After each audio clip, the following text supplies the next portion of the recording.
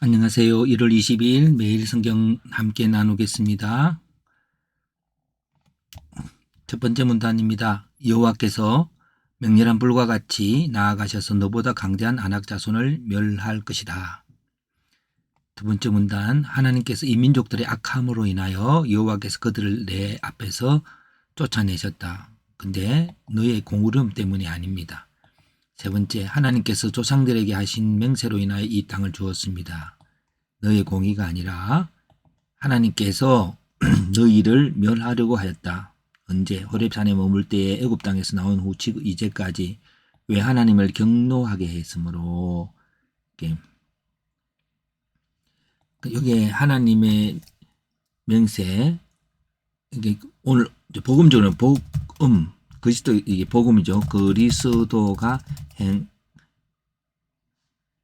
그리스도 안에 있는 약속 곧 복음으로 인하여.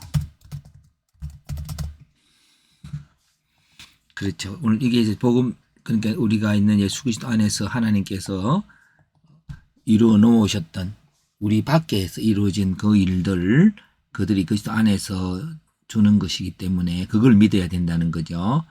자, 그 다음에 하나님께서 언약의 돌판을 주셨다. 어떻게? 총회 날에 하나님께서 산상불 가운데서 말씀하시며 언제? 40일 금식 후에. 마지막 문단, 하나님께서 스스로 부패하여 명령을 떠난 이스라엘 백성이 우상을 만들었으므로 속히 내려가라고 하였습니다.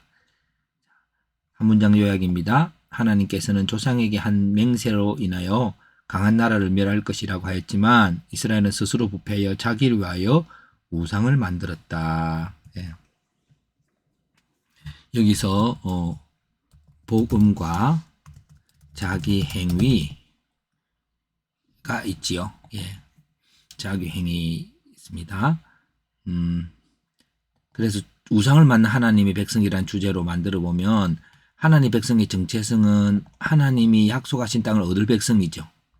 그들의 힘으로보다 그들의 힘으로 그들보다 강한 나라를 얻게 됨이 아니라 하나님의 역사하심으로 얻게 되는, 그죠? 하나님의 역사는 하나님의 약속에도 있고요. 자, 하나님의 정체성은 하나님이 말씀하시죠. 하나님이 그 두 돌판에 기록하고 있습니다. 그리고 이스라엘 백성의 태도는 자기를 위해 신을 만들고 그래서 하나님을 경노케 했지요. 오늘 여기서 계속 반복되어지는 그것이 하나님의 규례, 말씀, 이거를 지키는 것이 어떻게 하나님의 약속과 연결되는 것이고 또 이 규례를 지키는 것이 어떻게 문제를 해결하는 것인가에 대한 연결을 잘 못하고 있기 때문에 이런 문제가 있다고 생각합니다. 그래서 이제 해석을 해봅니다. 신을 만든 백성 이스라엘, 하나님이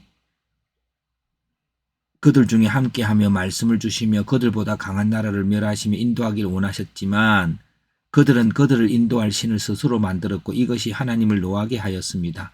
우리는 하나님 말씀에 바로 서 있다면 하나님이 함께 하셔서 이 세상 어느 것도 이길 수 없는 강한 자가 되건만 우리는 말씀보다 세상의 어떤 것에 의지하는 어리석은 일을 행하게 됩니다.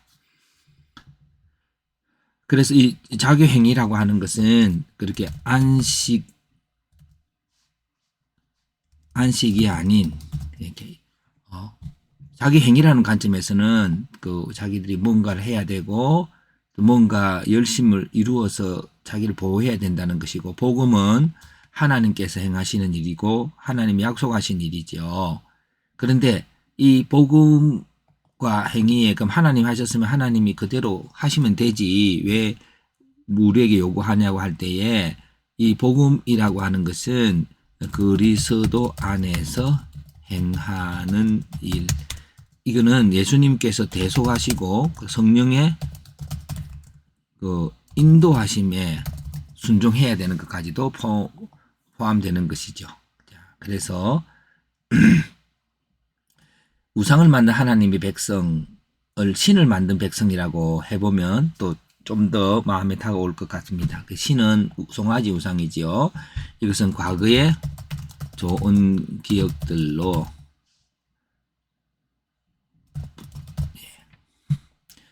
뭔가가 문제 해결을 할 수 있었던 그런 것들이 있었죠. 그런 신을 만든 백성은 가나안 땅을 얻을 백성인데 하나님 언약이 있고 하나님이 그 안에 머물러 있는 백성이고, 신을 만든 동기는 여기 나와 있지는 않지만 막연한 두려움이었지요.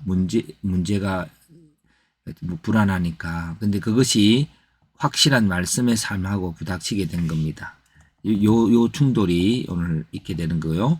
그래서 그 결과는 멸망을 받게 수밖에 없는 거죠. 오늘 우리들에게 주어지는 그 말씀이라고 하는 예수 그리스도의 말씀을 이제 우리가 지키면 된다고 하는 것입니다. 자, 그래서 저 질문들을 좀 해보고 싶습니다. 안정감을 주는 전능한 신을 만든 사람들에게 무엇이 전능하다고 말할 수 있을까요? 이때 조금 포즈를 해서 한번 생각해 보시면 좋을 것 같아요.